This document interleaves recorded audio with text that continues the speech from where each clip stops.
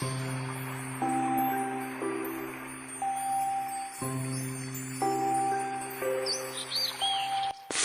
Charitable undertakings to serve society. In order to benefit humanity, Buddhism advocates the bodhisattva practices of the 6 paramitas that lead to the concurrent liberation for oneself and others. The practice of these 6 paramitas begins with generosity, to the degree of financial charity, which is limited to momentary relief, but also at the higher levels of giving dharma and fearlessness. Though the latter 2 forms of generosity are hardest to apprehend, since most people are only aware of philanthropy in the form of money. That is why charity is a favored option among Buddhists, whilst culture and education, though equally as important, are considered of greater difficulty and less preferred. Buddhist charity works began from as early as Buddha's time. As aforementioned, Buddha's disciples built public bathrooms, called on the sick, and provided free medicine. Sudatta the Elder, King Bimbisara, and Visakha donated housing and viharas. King Asaka held open banquets to feed the famished, built pharmacies, and welfare houses to provide supplies such as medicine and food to travelers and the sick and the destitute. They were all forerunners in Buddhist charity and social welfare. After Buddhism came to China, many Buddhist masters abided by the Buddhist teachings and conducted charitable activities to serve society. Furthermore, they also established free schooling, planted trees and forests, dug wells besides offering water, paved roads and built bridges, gave away free porridge and caskets, founded loan centers, inexhaustible storehouses, and infirmaries. Any work that benefits and assists living beings is an instrument of the bodhisattva path through which humanistic Buddhism is connected with society. The list of charitable deeds by eminent masters from the past is endless. Yet one should not dismiss contemporary charitable acts by humanistic Buddhists. Especially after the Xinhai Revolution, Buddhist reform movements began, and Buddhists thus actively played their role in relieving living beings from distress. Although temples were also damaged by floods and droughts, once restored they also set up charity groups and established retirement homes as well as orphanages. In a time of chaos and distress, other than providing relief to victims of disasters, rescuing wounded soldiers, providing emergency relief aids, they also established Buddhist hospitals and monastic rescue teams to rescue soldiers on battlefields, bury the deceased, as well as conduct prayer services for the victims and the affected. Without doubt, humanistic Buddhism has conducted charitable activities and social works at all levels. Since the early Republic of China period, many lay Buddhist associations already existed, such as the Association of Righteous Buddhist Faith in Hangzhou, Shanghai Pure Karma Society, Buddhist societies in Chengdu, Chongqing, and Henan, and lay Buddhist societies in Shanghai, Beijing, Tianjin, and Changsha. In times of calamity and conflict, many bodhisattvas such as Zhong Ziling, Dai Baoxia, Wang Yiding, Li Shenbai, Zhao Henyun, Zhong Weinong, 1872–1938, Weba Hua, Kang Zhiyao, Zhu Chenjian, Zai Zhongxun, and Zhao Puchu have stepped up to help Buddhism through hard times by offering their time and money. Some temples even offered camp space for troops and shelters for the displaced. Are these not great acts of generosity? Looking back to my days at Chixia Vinaya College, perhaps the greatest feat that Kashashin Monastery had ever realized was taking in over 200,000 refugees during the Sino-Japanese War in 1937. General Liao Yaoxong, a high-ranking commander who fought against the Japanese, was also hiding among the refugees. The monastics at Kashashin helped conceal his identity to help him reach the front lines in order to continue his duty in defending the country. Have Buddhists not contributed to their country and society? Throughout this occurrence, my master Venerable Master Zhikai was said to have made tremendous contributions, mayhap the cause of his promotion to superintendent and then abbot of Kashashin. 1. Sincere acts of generosity through the four givings. I had once divided generosity into 4 stages. Stage 1, the giving of money. Stage 2, the giving of labor. Stage 3, the giving of language. Stage 4, the giving of heart. In stage 1, sometimes giving too much money does not truly help. Even when willing to volunteer one's labor, at times there is not that much to be done.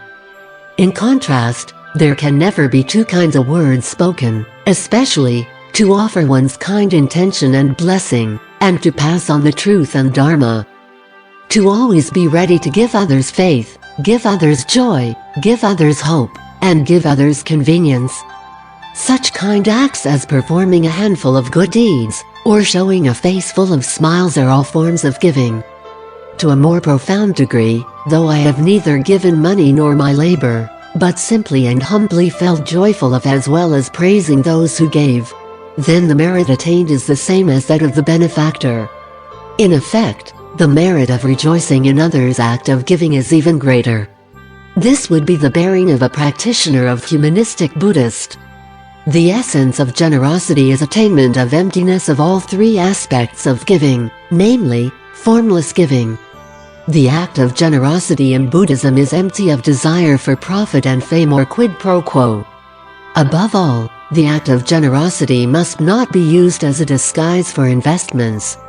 It would be against the law of cause and effect to use people's charitable donations for any other purposes. Venerable Hsing once told me that when someone makes a donation to him for the purchase of fruits, he would mark the red packet correspondingly and never use it for another purpose. If the donation was for tea, he would mark tea on the packet. This was to ensure that the cause and effect of his actions were clear. Thus, if someone donates money to you for charity and relief aid, but you spend it on purchasing real estate or any other endeavor, you are therefore behaving contrary to cause and effect. This would be wrong. Donations made for construction of temples should only be used on construction expenses, neither on real estates nor on opening department stores. Donations made to carve Buddha sculptures should be expended only on Buddha sculptures, not on establishment of schools. Black and white cannot be confounded. Charitable endeavors must be carried out righteously and ethically so as to be in accordance with the law of cause and effect. Acts of kindness, as advocated by Humanistic Buddhism, serve the purpose of reviving the bodhisattva deeds of Buddha from his previous lives into the present. Specifically, they impart the largesse of fearlessness and formlessness. Just as Venerable Hsing once said, the life of Buddhism rests upon 3 types of endeavors: culture, education, and charity. Moreover, other than these 3, true Buddhist endeavors must be carried out based on the spirits of the 4 ways of embracing, 6 paramitas, and 37 factors of enlightenment. The charitable endeavors of humanistic Buddhism place emergency relief as priority over poverty, because the essence behind these is Dharma propagation. The greatest form of charity lies in the salvation of human minds rather than aids provided in the material or monetary forms.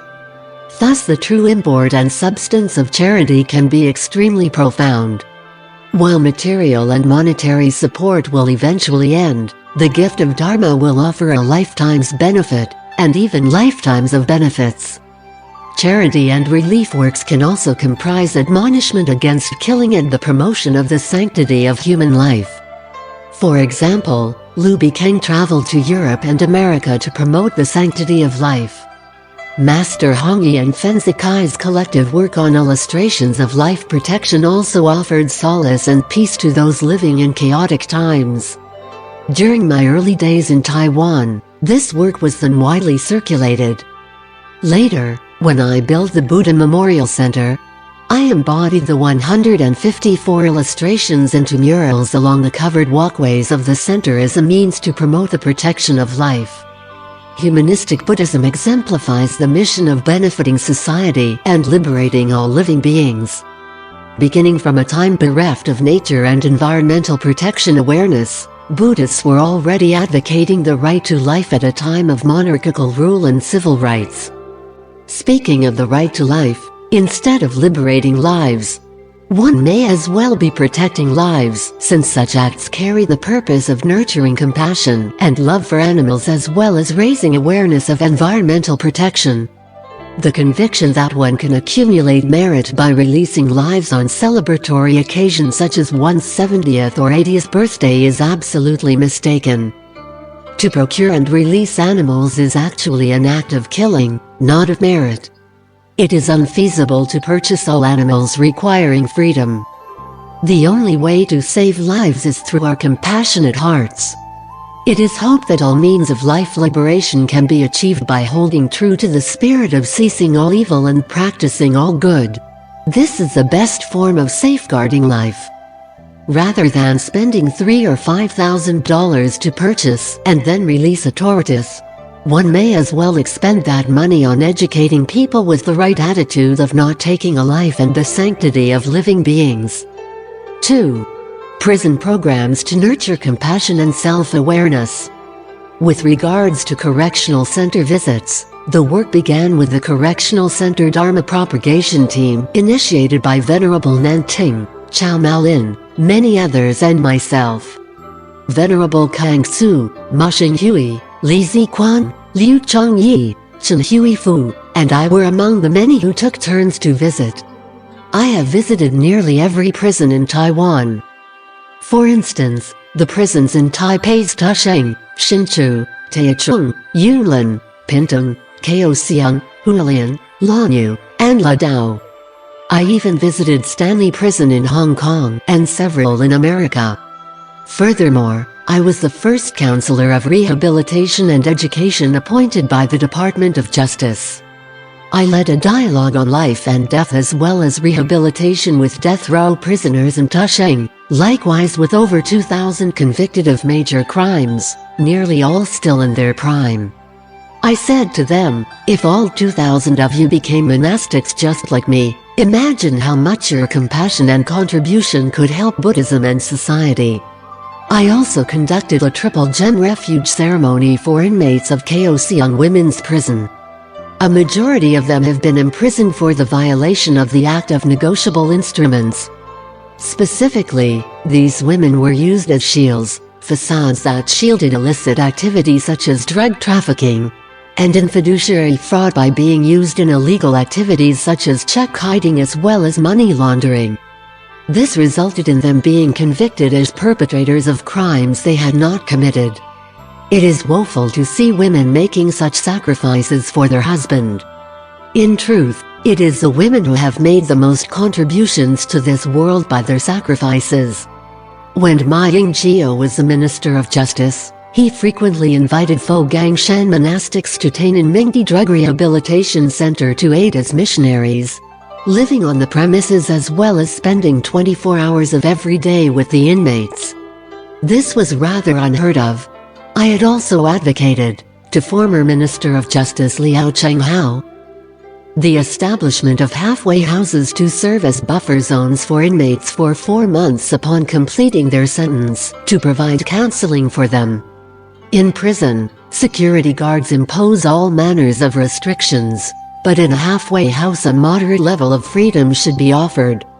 For example, the right to receive visitors, opt for their preferred diet, smoking cigarettes, and even outdoor excursions. When felons are subjected to a greater sense of human kindness and love, the chances of recurring hatred and anger will be minimized, and their ability to adapt to normal life improved. That is why the law needs to be enforced with a positive outlook towards life, so as to achieve the purpose of rehabilitation. Fogangshan has held activities such as the 8 Precepts Retreat, Triple Gem Refuge Taking Ceremony, and even short-term monastic retreats inside prisons to assist in the process of rehabilitation and purification, as well as aid inmates in developing their compassion and self-awareness. Any repudiation of their worth within and to society will only drive them back to acts of crime. In recent years, the lanterns displayed at Fogangshan's New Year Festival of Light and Peace had all been works of correctional center inmates. In the process of creating these lanterns, not only had their characters changed, they were also able to regain self-esteem and a sense of honor. In 2012, the Changhua prison Guang percussion troupe even performed at the Buddha Memorial Center, which was well received by the public. In recent years, industrial development has fueled the speed of global warming, causing endless arrays of natural disasters and man-made calamities. In response to disasters such as the 1951 Hualien earthquake, 921 earthquake, Typhoon Neri, the SARS outbreak, Southeast Asia earthquake tsunami, Sichuan earthquake, and Typhoon Morakot, Fogangshan too has actively participated in works of disaster relief along with other organizations. In July 2014, the Transasia air crash in Penghu and Kaohsiung gas explosions shook Taiwan. Buddhist, Catholic, Muslim, Taoist, Christian, and Iquan Tao organizations united inside the Kaohsiung arena and jointly held the National Interfaith Prayer Service for the 731 Kaohsiung gas explosions and 723 air crash in Penghu. The service was attended by tens of thousands alongside President Ma Ying-jeou and presidents of all 5 government branches to pray for the victims. 3. Giving a sense of dignity in the process of acceptance. The duty of disaster relief must be done with respect for the personal identity of the affected. We cannot use this as an opportunity to advocate Buddhism, nor ask for contributions or recognitions in our works. When Typhoon Morakot struck, Fogangshan offered shelter to victims who were Christians, and even arranged for pastors to come and lead them in prayers. Upon completion of their mission, a pastor prayed to a Buddha statue and said, "Thank you, Buddha, for assisting us in carrying out God's will." In truth, the work of relief is not carried out to save anyone but our own homes and ourselves.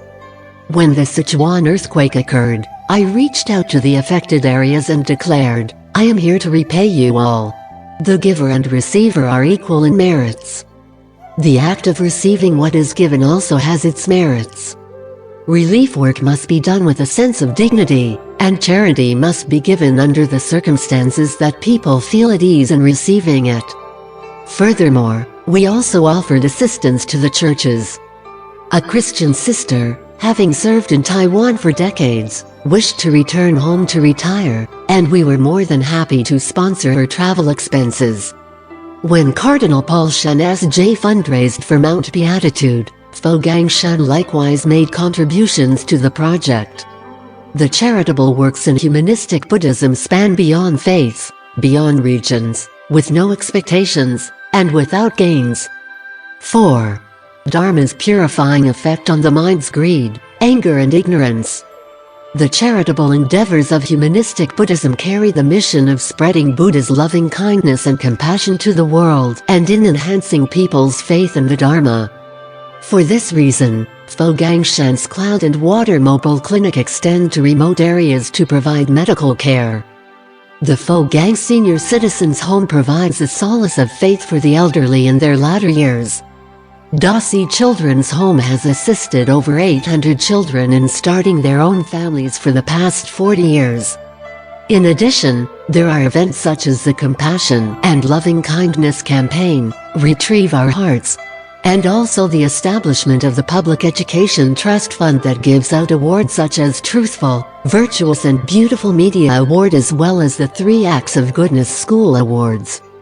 Fogangshan has also constructed over 50 water and cloud mobile library trucks to bring books and knowledge to children in remote areas. These are all means through which the meaning of charity is further enriched and elevated. Without the guidance of a truly wise mind, generosity is far from the ultimate Buddhist teaching of compassion and merely an act of kindness. Buddha's original intents and teaching are to eliminate the root of suffering by purifying human minds of the 3 poisons, greed, anger and ignorance. This is the only way to truly free humanity from the tribulations of natural disasters and man-made calamities. Throughout the long span of Buddhist history, the spread of Buddhism would not have been possible without the great act that is generosity. Yet, in humanistic Buddhism, the practice of giving in the form of wealth, dharma, and fearlessness are even more transcending and precious. In our contemporary society permeated by fear and insecurity, irrespective of the extent of law enforcement or availability of security systems, countless still feel vulnerable. Therefore, in order for people to be free from fear, the gift of Dharma to elevate moral standards and enhance righteousness is fundamental. The aforementioned endeavors of the Bodhisattva path are all in accord with the spirit exhibited by the Buddha from the ancient Indian times to modern Chinese society. To transform humanitarian charities into the selfless bodhisattva aspiration that never expects anything in return is a practice that is in accord with the Buddha mind as well as the needs of humanity. By keeping true to the Buddha's original intent, we also stay true to the ultimate principles of charity. Dedication of merits. May kindness, compassion, joy and equanimity pervade all worlds. May we cherish and build affinities to benefit all beings. May Chan, Pure Land and precepts inspire equality and patience. May our humility and gratitude give rise to great vows.